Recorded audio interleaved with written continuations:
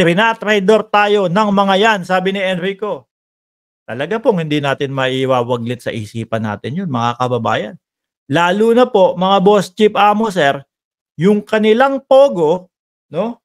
Yung kanilang pogo na ipinasok sa Pilipinas, na kumbaga online gambling yata yung talagang main ano nun eh. Bigla mong malalaman, may ganito pala. Mark Ramos, ano yan? Mark, ano yan? Eto din po, nakuha ko din po ito, mga kababayan, doon sa pinapanood ko kanina, yung documentary po, no? Talagang ano eh, well documented po yung kanilang pinakita, mga kababayan. CNN yata yun o CNA, kung ano mang news yung nagpakita nito. Ang ganda, mga bossing. Panoorin niyo po yun. Kung hindi nga lang ako naka-live dito, papakita ko yun. Hahanapin ko, hagilapin ko. Eto po, mga kababayan, base po dun sa documentary na yon, mga boss, pwede kang umorder ng chicks. Grabe. Ayan po, may menu, mga bossing. Bakit si Mayor Vico Soto napalis niya yung pogo sa Pasig, sabi ni Arnedo Olaes. Pwede kang umorder, mga kababayan. Ayan, nung nakikita ko dito, Miss Wanna Date, something blah blah blah blah blah. No. At take note, mga kababayan, meron din mga Pinoy, ha. Meron din pong mga Pinoy. So eto, tingnan natin po yung iba-ibang presyo po, mga kababayan. Kasi meron silang na-interview doon, Pinay. Ano po, meron silang contact do sa Pogo, at pagkatapos po, kumbaga, i-message lang sila at pupunta na sila doon sa hotel. Ibang klase. Ano po, tapos una daw mag-aalok ng masahe, sunod yung extra na service na po. Doon na yung medyo happy ending, mga bossing. Tignan nyo, may sabi ni Rudy at Romer, 383 ako, Mark. Salamat po. Aba, mukhang di tayo aabot ng 1,000 like ngayon, pero okay lang yan. Walang problema dyan, ano?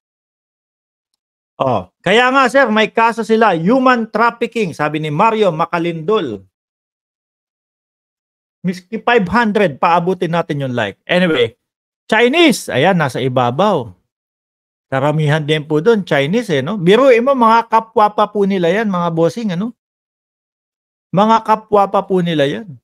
Hindi sila naaawa. Tapos pag hindi daw po sumunod, mga kababayan, doon sa torture area. Meron pa po silang mga in-interview doon. No?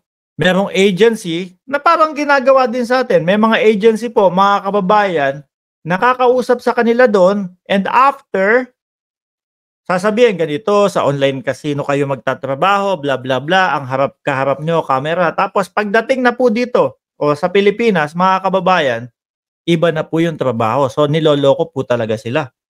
Sabi ni Tamura, 105 likes. Sabi ni Arnold Mendoza, 275. At sabi ni Cheryl Santa Maria, Sosyo Kedigong ang Pogo.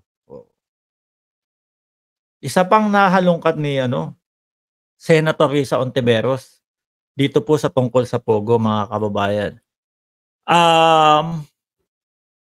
Kumbaga, yung legal na Pogo halos 50 million pesos ang utang sa tax sa Pilipinas po. Sabi niya dito, paano pa kaya yung illegal? Kung ito may kakulangan na ng 50 million pesos sa tax, ano pa kaya yung mga illegal nila? Anyway, dumako tayo dito talaga. Package A, 13,000 pesos, 60 minutes. Ano kaya gagawin dito? Rekta na kaya agad to? Mahal Diretso na daw po yan sa hotel, mga kababayan. Tapos, nasa ilalim ng package A, 16,000 naman po. Na may 90 minutes nakasama mo yung Chinese. At kapag all night, 30,000. Grabe, no? Mayayaman lang ang makaka-afford nito Di po ba? Mayayaman lang po ang makaka-afford nito, mga kababayan. Talagang napakadami pong kabulastugan po pala sa loob niyan. Package B, ano kaya pagkakaiba nito? Kasi yung package A, 13,000, 60 minutes. Tapos sa package B, 10,000, 60 minutes din. So, tapos may, kumbaga, 3,000 at 4,000 ang diferensya doon sa package A and package B. 'Di ba? Ayan po, kumbaga isinali na 'yan. Ayan, diyan sa parang chong yan, tapos tinranslate nila dito. At may Russian pa po, oh. Sabi ni Ma'am Trexie Villa, Sir Mark, 'di ba natuklasan nila ang almost 5 years na hindi nakakapag-remit ng tax ang Pogo? Yes, correct. Ang sabi po dati ni dating Pangulong Duterte, malaki ang pasok na tax niyan. Yun pala may utang na 50 million tax, no? Sa bansang Pilipinas. Sabi ni Atin to, karamihan sa mga Pogo illegal, di nakapagbayad. Ng buwis yan, karamihan sa mga tauhan dyan, Chinese. Ano ba ang magandang naidulot niyan? Ginagawang gatasan lang yan. Mahal na presidente, isarado nyo na. Sarado na po. Package B, 10,000, 60 minutes. Tapos, 13,000, 90 minutes. 26,000, all night na. Magdamaga na yun. Kapag Russian naman daw po, mas mababa. Mas mababa? Hindi, 40 minutes lang pala yung kapag ka-Russian, 12,000 pesos. May tinatawag pa siya. Ano yung sa fast food? Sa Jollibee o sa McDonald's sila? 40 minutes. Kumbaga, pabilisan lang. Kailangan 40 minutes, tapos na. Okay na yun. Biruin mo. Nakakatakot sa mga ganyan. Baka mamaya, maano ka pa. Kakapiraso o saglit na kasarapan, nadali ka pa po, no? Nasira pa ang buhay mo.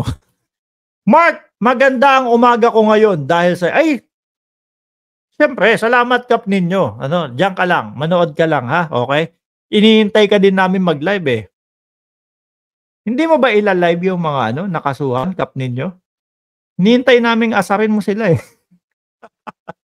Russian, 12,000, fast food, 40 minutes. Bilisan yun. Kailangan yata pag yun ang kinuha mong package, robas. Naka-robas ka po mga kababayan kasi meron iba matagal kapag tumayo. Yun at least tayo agad. Rektahan na. Grabe tong topic natin. 18,000, 60 minutes. 6,000 ang dinagdag sa dagdag na 20 minutos No, sabi ni Arnedo Olaes, Boss Mark, baka kasama interpreter. Naku, may taga-bilang sa gilid, gumaganon, tapos kung ano yung huni na lang, Kung ano yung huni nung babae, ini-interpret. 26,000, 90 minutes, 1 oras at kalahati, at 45,000. Grabe ang mamahal. Sabi ni Jay Reyes, Sir Mark, kailan ang hearing ni Mayor Sanchay? Hindi ko pa po alam, mamaya alamin natin, sir. Pero ang isang naka-date na po sa atin, yung hearing ni Senator Bato, yun pa din po. Wala pa din pong kwenta. Panglo, Korean. Ito, yung Korean yung naimbitahan nila na magsalita. No?